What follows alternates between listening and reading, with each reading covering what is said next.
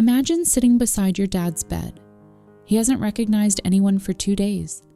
Then suddenly, he opens his eyes, looks toward the corner of the room, smiles, and quietly says, "Mom, you finally come." You freeze. Your heart starts racing. No one else is in the room. You wonder, is he hallucinating? Is something wrong? Should I call the nurse? After more than 30 years caring for hospice patients, I've seen moments like this more times than I can count. And while none of us can fully explain them, there are some things we've learned that may bring you a great deal of comfort. If you've experienced something like this, I want you to know something first. You are not alone. Over the years, I've had families quietly pull me aside and ask, "Carrie, my mom keeps talking to her father. My husband says his brother has been standing in the room all day. My grandmother keeps telling us she's getting ready to leave with her mother." Almost every family asks the same question. Is this normal? The answer is yes. It's actually much more common than many people realize. Sometimes people simply begin talking to someone who died years ago. Sometimes they smile. Sometimes they wave. Sometimes they tell you, "They're waiting for me," or "I'll be leaving soon." And sometimes they seem completely comforted by what they're seeing, not frightened, not confused, just peaceful. As a hospice caregiver, I've learned something very important. Our first reaction as family members is often fear, but the person in the bed may be experiencing something completely different. One of the questions I'm asked most often is my dad hallucinating? The honest answer is, sometimes we simply don't know. There are medical reasons a person near the end of life may experience changes in perception. Medications, changes in the brain, illness, and the body's natural dying process can all play a role. At the same time, hospice nurses and caregivers around the world have witnessed experiences that families often describe in remarkably similar ways. People speaking to loved ones who died years before. People saying someone has come to take them home. People becoming calm after describing someone no one else can see. None of us can say with certainty exactly what another person is experiencing, and I think it's important to be honest about that. But I also think it's important to recognize something else. For many people, these moments seem to bring comfort rather than fear. So, what should you do if your dad suddenly says, "My mom is here"? The first thing I'd encourage you to do is simply listen. You don't have to correct him. You don't have to convince him no one is there. And you don't have to ask, "Dad, don't you know she died years ago?" Instead, try something much gentler. You might simply ask, "Would you like to tell me about her?" Or, "What is she saying?" Or even, "She must be very special to you." Those simple questions invite conversation instead of shutting it down. And sometimes, those conversations become memories that families treasure forever. I'll never forget one gentleman I cared for. For several days, he kept looking toward the bedroom doorway. Every afternoon, he smiled. He'd quietly wave, and then he'd say, "She's here again." His daughter finally asked him, "Who's here, Dad?" He smiled, without any fear at all, and simply said, "My mother. She came to check on me." His daughter looked at me with tears in her eyes. She wanted me to explain it. She wanted certainty.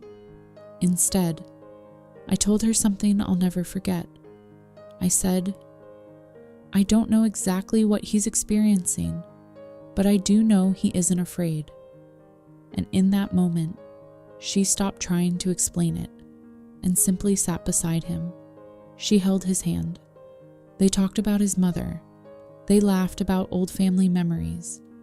Later, she told me that conversation became one of her favorite memories with her dad. Not because she understood everything, but because she stopped trying to. One of the most common emotions I see in families is fear. When someone begins talking to a loved one who died years ago, it can feel frightening, unexpected, even unsettling. But after caring for people through the final chapter of life for more than 30 years, I've noticed something. Most of the people having these experiences don't seem frightened at all. Many actually seem calmer, more peaceful. Sometimes they smile, sometimes they laugh. Sometimes it's as if seeing that familiar face brings them comfort during one of life's biggest transitions. And when I see that, I remind families of something important. If your loved one isn't afraid, maybe you don't have to be either. Now, that doesn't mean every change should simply be ignored. If your loved one suddenly becomes extremely agitated, seems frightened, appears to be in pain, or something simply doesn't feel right, always let your hospice nurse know. That's exactly why we're there. Sometimes what you're seeing is a completely normal part of the dying process. Sometimes medications need to be adjusted. Sometimes there are medical reasons for sudden changes that deserve attention. Never feel embarrassed about asking questions. I promise you, there is no such thing as a silly question in hospice. If something worries you, call. We would much rather answer your question than have you sit alone feeling scared. If your dad begins talking to his mother, or your mom says she sees her father, or your husband quietly tells you someone has come to visit, you don't have to have all the answers. In hospice, I've learned that not every meaningful moment can be explained. Some things medicine can explain. Some things remain deeply personal, and some things may simply remind us how little we truly know about life's final chapter. Whatever your own beliefs may be, I hope you'll remember this.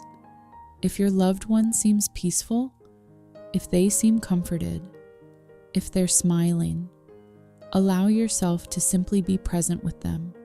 You don't have to correct them. You don't have to convince them they're wrong.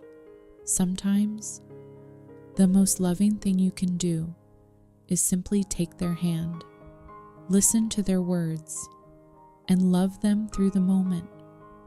At the end of life, being present is often far more important than having the perfect words, because those moments may become the ones you remember for the rest of your life. If this video helped ease even a small part of your fear, then I hope you'll share it with someone else who may need it, because no family should have to walk this journey feeling alone. And if you'd like to learn more about what families often experience during the final days of life, I invite you to watch the next video here on the final chapter. If this video helped you understand what your loved one is experiencing, I have many other videos that explain the changes families often see during the final days. If you would like me to continue walking this journey with you, I hope you'll consider subscribing. Thank you for letting me walk a small part of this journey with you today.